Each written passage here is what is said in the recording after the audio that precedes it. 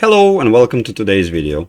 We've got round 5 of the Women's Candidates Tournament where we follow Nurgyul Salimova's performance, and she's facing with the black pieces none other than Zhongyi, former world champion, leader of the pack so far with 2 wins out of the first 4 games already under her belt, so we know that she's going to try to fight for a win. Let's see how this game unfolded. To start with, we've got e4 and c6, followed by d4, d5 and e5. This is a Caro-Cann defense. And here Nurgyul chooses to go with c5. She can also develop the bishop, but she goes with c5, very standard move, in order to chip away at white's center. We've got takes the pawn at c5, followed by a few developing moves, recapturing the pawn and developing the minor pieces. On move 8, we have knight b3, which attacks the bishop, so the bishop retreats.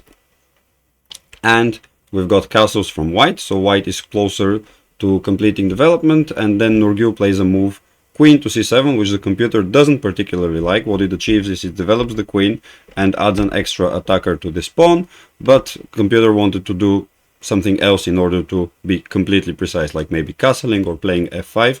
In any case, I don't think this move is dramatic or loses the game in any way, but Zhongyi is starting a bit better from the early moves.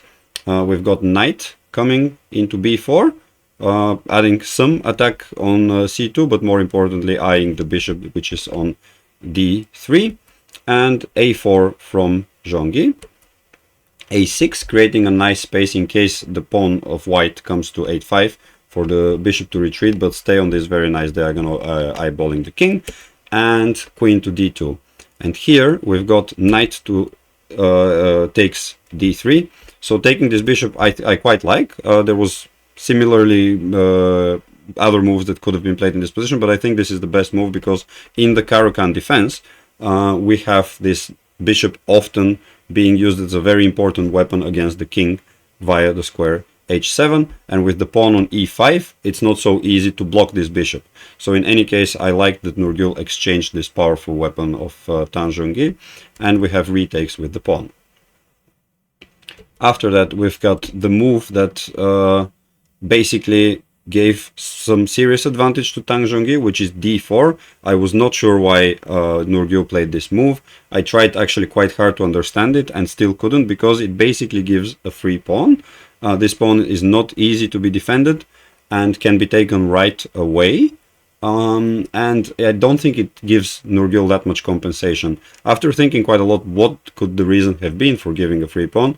Probably the fact that it frees up actually d5 as a square for another better piece to go on it, like a queen or maybe the knight that's currently on e7. I kind of understood this idea, but in any case, neither did the computer like it, or is there any obvious compensation for giving up the pawn. First, before taking, Zhongyi develops to a5, kicking the bishop back, as we discussed earlier. And now, luckily for Nurgyul, Zhongyi did something that she shouldn't do, which is she took the pawn, which immediately eradicates some of her advantage that we saw the computer giving to her. So what is important to remember is in these situations where you're definitely anyways going to take something, is there a better move, a move that actually allows you to develop better, which in this case would be a move like rook from f to c1, attacking the queen, further undeveloping Nurgyul and basically stopping her from executing her plans. By taking the pawn right now, which is what Zhongyi did, she allows at least Nurgyul to kind of have a free move, not dealing with any particular danger, allowing her to organize her defense a bit better. She does that with castling, and now we've got rook to from f to c1, and the queen moves away from the danger into d7. After the bishop retreating to e3, we've got a position that I would ask you to pause your video, because I want you to find the only move that works for Nurgyul to keep this relative parity of 0.5 advantage for white. And any other move would be much worse and would bring Zhongyi dangerously close to winning the game. So pause the video and find the move. And when you find it, it's not going to be capturing anything or anything particularly spectacular. It's just a move that does a lot of things, which is what our moves should do. They should do more than one thing. So few seconds of pause, and let's see what Nurgyul played. She found queen d5. Well done. This is an excellent positional move, achieving many things. First of all, it allows the bishop to finally get into the game. This bishop is, you know, quite restricted, and it's already been 17 moves. It also attacks the pawn, so creating some immediate danger, and obviously is placing itself in a more attacking position, creating some further attacks that might become viable at some point. So this move essentially achieved a lot of development in only one move, whilst not allowing Zhongyi to play completely anything, because she has to immediately deal with the threat on e5, which she does by playing f4, defending her pawn. For the next few moves, we have development from both players, and there isn't really that much happening, because Nurgyul in only a few moves managed to neutralize a pretty serious threat that we discussed once Zhongyi captured that pawn. So what we've got here is very precise moves from both players that result in a few exchanges. Here Nurgyul is threatening mate in one move, so you might imagine that Zhongyi did not play knight to a1 and allow mate in one, but of course dealt with the threat by retreating her queen back, defending the pawn. And from this point on, something kind of interesting happens with the psychology of the game. Up until now, Nurgyul has been non-stop defending, and from this point on, it looks more like actually Zhongyi is the one happier with the draw, because if we look at the next moves, it is her asking for exchanges, so she's realized that she doesn't have a clear attack. Neither does Nurgyul really, but at least she's trying to maintain a more complex position on the board, whereas Zhongyi is taking the queens off the board, and soon you will see that she also decided to create a situation where the rooks have to be taken off, and the computer thinks that this position is absolutely equal. Of course, that doesn't mean they should just agree to a draw. It's still many opportunities to develop in different ways, but as you can see, this game does not have the brilliances that we saw from Humpy and from Salimova in round 4. Instead, things are going towards a quiet draw. In the meantime, Nurgyul managed to recapture a pawn, so she's not even a pawn behind anymore, making things even more straight.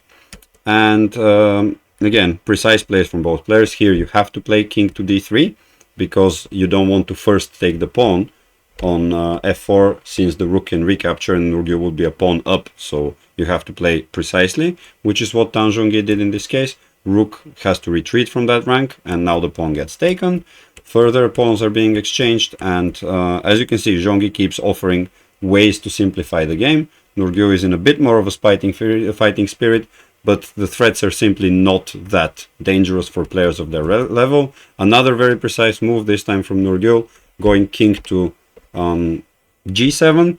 It would be tempting to go king to e7 and threaten the rook, but either way, this rook is going here, and Nurgyul wants to avoid being further checked. So tucking in nicely behind the pawn here is the better move, which is what she does.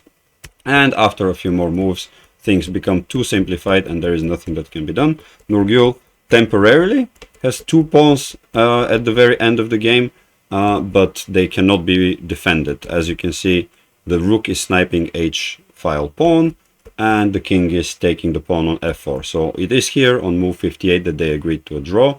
A very solid game. One little scare for Nurgyul, I would say, but she dealt magnificently on the defensive side. So thanks very much for watching this video. Tonight is round 6. It will be a great game. I believe it's against Alexandra Goryachkina, so it will be something definitely to tune in. And let me know what you thought about this brilliant defensive game, where Nurgyul managed to survive with the black pieces against the leader and very strong player on strong form, Tan Zhongyi from China. Thank you, and see you at the next one. Bye.